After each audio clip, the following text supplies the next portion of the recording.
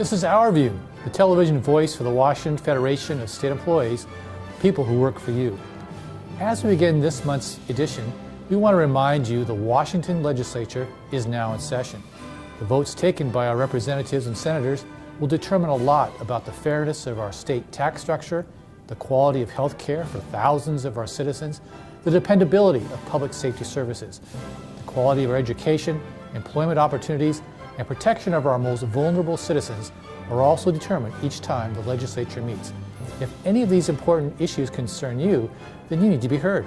You can contact your legislators either by using an 800 number, that's 1-800-562-6000, or send emails. It's your legislature, they need to hear from you.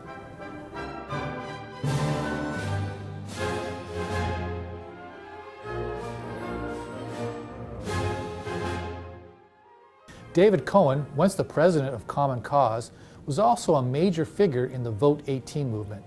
In addition, Mr. Cohen worked on the Voting Rights Act in the 1960s. With this extensive background, Our View's producer asked David Cohen if there was something he learned that could help those who are fighting today for social justice. I remember in 1982, I've worked on all the Voting Rights Act legislation, starting with the 65 Act. Which obviously opened things up first to African Americans and then to Latinos and Asians in this country and even Native Americans. And when we completed the task in '82, I said, boy, we're not going to have to face this again. And then we had to extend it, and we did in 2006. And I thought, well, we accomplished something again. And then you have this terrible Supreme Court decision, which actually is a throwback, just the way it was in Reconstruction days. And as soon as the Supreme Court decision came back, knocking down a key provision of the Voting Rights Act, knocking it out, declaring it unconstitutional, Louisiana and Texas, Alabama, North Carolina, Florida, were very quick to find ways to repress the vote. And so what we've learned is that there are no permanent victories or permanent defeats, and that we have to find ways of telling the story to our children and our children's children and their friends. You reach what was supposed to be your retirement after years of doing your job, only to learn the retirement funds aren't there, having been lost, possibly because of bad management practices of your employer. This is not uncommon, and retirement abuse isn't limited to the United States. A member of the Canadian Labour Congress is heading a union effort up north to bring about the changes necessary to correct this injustice. The case of United Airlines is cited as an example. There's two things we need. We need proper funding rules and adequate funding rules so that employers have to actually fund and meet the obligations that they negotiate at the bargaining tables.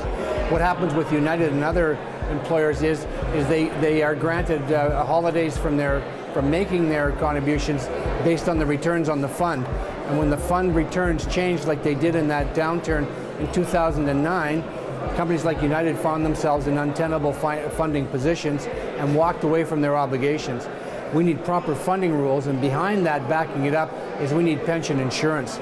Those two programs would make sure that the commitments that are made by employers at the bargaining table are met when retirement happens. We're trying to get more money directed to our Canada Pension Plan Fund, which is removed from the employers and is guaranteed by the fund itself, so that there is no reliance or risk taken on the part of us by contributing those funds to an employer-managed fund that could be subject to bankruptcy rules and laws. We earned it, we bargained it, we contributed to by ourselves as well, and it should be guaranteed in some form, fashion, or another. But the reluctance of governments to put those kind of obligations or those regulations and obligations on employers is part of the problem. But also we have to be much more vigilant as negotiators to make sure that we not only negotiate pensions, but negotiate the transfer of those funds from those corporate accounts into a pension fund that's jointly trusteed at least, so that we have control of what happens to the fund. While protecting the negotiated pensions of millions of workers is something that needs to be done, what also needs to be done is to raise the pay of those workers who don't have pensions or health care, or in many cases, no paid sick leave or vacation. They are at the bottom rung of the ladder.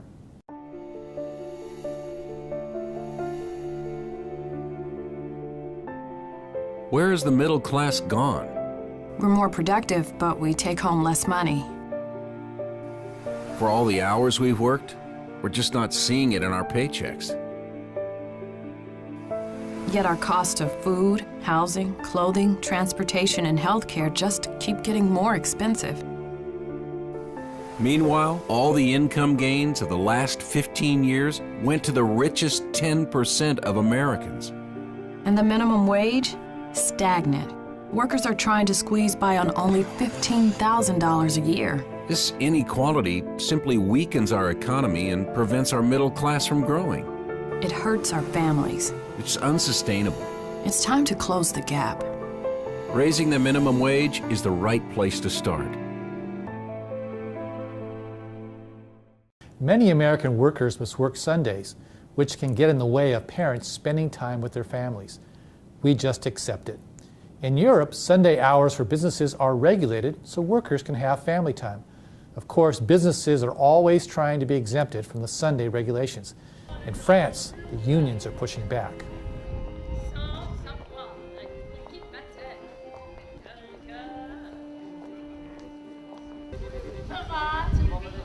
In France, some labor laws are specific for Sunday workers, but some store owners are now demanding more flexibility to open up on Sundays.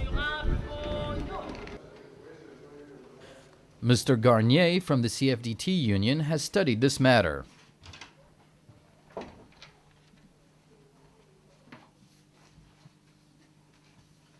Sur le travail du dimanche, c'est environ 6,5 millions de travailleurs français qui sont concernés de façon Over 6 million people work on weekends and half-time on a regular basis. Labor laws in France say that working on Sundays must be exceptional, apart from some professions like hospitals, police department, public services, transportation, etc. But some depend on weekends like restaurants, hotels, museums, movie theaters, and some factories that run 24/7. But another category also comes in: tourism. And there lies the debate today, in these sectors mainly in big cities. The tourism sector is a bit special. Labor laws say that there is no obligation of paying any compensation for working on Sundays, but salary workers can negotiate those contracts. The debate mainly concerns clothes stores and shopping malls in France. They also have to think of cost effect on opening on Sundays. We talk about the stores that want to open up on Sundays, but we don't talk about the ones that don't want to open up on Sundays. It's about making more money, it's about the cost effect related. And will this be profitable for the company? The real issue at hand is to be open when others are closed and getting their clients. When it comes to compensation, there are many ways. Some salaried workers get paid double or half a day extra to work on Sundays. It concerns single parents and students most of the time. The other methods of compensation are based on voluntary work, but also have to see with the logistic point of view as well. Transportation, having someone to look over the kids, etc. Some companies have a real point on opening up on Sundays, because it is in their interest. However, there are some companies that see working on Sundays as something normal, and therefore not giving any compensation.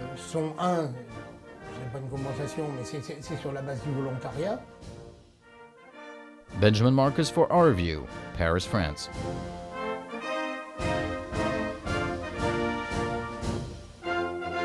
In this month's Labor History feature, Ross Rieder takes a contemporary look at stress. That's stress on a job and what it does to the worker.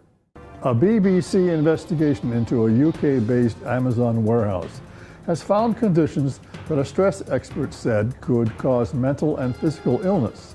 Professor Michael Marmot was shown secret filming of night shifts involving up to 11 miles of walking, where an undercover worker was expected to collect orders every 33 seconds. It came as the company was employing 15,000 extra staff for Christmas, and the company statement said the workers' safety was its #1 priority. Undercover reporter Adam Littler, 23, was employed as a picker, collecting orders from 800,000 square feet of storage. He took a hidden camera inside for BBC Panorama to record what happened on his shifts. A handset told him what to collect and put on his trolley. It allotted him a set number of seconds to find each product and count it down. If he made a mistake, the scanner beeped. Professor Marmot, one of Britain's leading experts on stress at work, said the working conditions at the warehouse are all the bad stuff at once. The characteristics of this type of job, the evidence shows, increased risk of mental illness and physical illness. After experiencing a 10.5-hour shift, Littler said, I managed to walk or hobble nearly 11 miles, just short of 11 miles last night. I'm absolutely shattered. My feet are the thing that's bothering me the most. Amazon said its night shift is lawful, moral and humane. They should reply, that's not our problem. This has been Our View, brought to you by the proud members of the Washington Federation of State Employees. We remind you, when you accept a paycheck for your hard work, you don't give up your rights. Thank you for watching, and don't forget that toll-free legislative hotline phone number, 1-800-562-6000.